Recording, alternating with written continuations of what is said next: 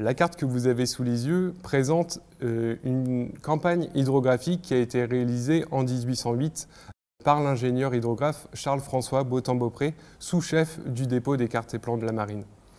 L'hydrographie, c'est la science qui permet la description des eaux et est une science utile à la navigation. À la fin du XVIIIe siècle, et grâce au progrès des instruments scientifiques, notamment de mesure optique, l'hydrographie se veut de plus en plus précise et de plus en plus rapide. Charles-François Beautemps-Beaupré, d'ailleurs, se fait le relais et le porte-flambeau de cette nouvelle ère de l'hydrographie de précision en France. L'Empire français, suite à ses victoires militaires à Ulm et Austerlitz, va signer un traité avec l'Empire d'Autriche le 26 décembre 1805.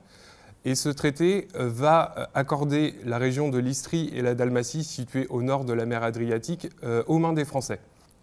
Le golfe de Cattaro, ou bouche du Kotor, qui est situé au Monténégro actuel, a plusieurs intérêts stratégiques. C'est un port naturel.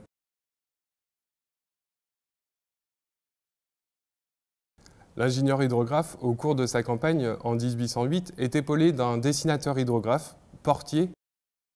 Portier est à l'origine des magnifiques vues de côte qui se retrouvent tout autour de la carte des bouches du Kotor et qui ont un intérêt premier pour la navigation.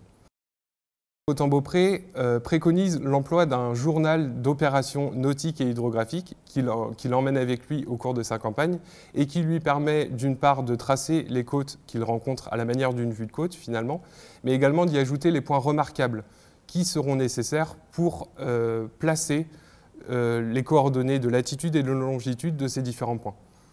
Un point remarquable, ça peut être le bout d'une pointe, une roche un peu surélevée qui se détache de l'horizon, ou ça peut être un édifice construit également par l'homme. Grâce à ces points remarquables, il est possible de dresser le plus fidèlement possible la côte, et Beautemps-Beaupré, ou du moins les ingénieurs hydrographes, vont y rajouter tous les éléments qui sont nécessaires à cette construction fidèle. Une fois que toute la côte a été ainsi relevée selon des coordonnées géographiques, il est possible également de passer à la deuxième pratique proprement hydrographique, celle qui consiste à sonder le fond marin. Ainsi, chaque point, chaque numéro, chaque point de sonde que vous avez sur la carte correspond à un moment où les ingénieurs hydrographes ont lancé la ligne de sonde par-dessus bord.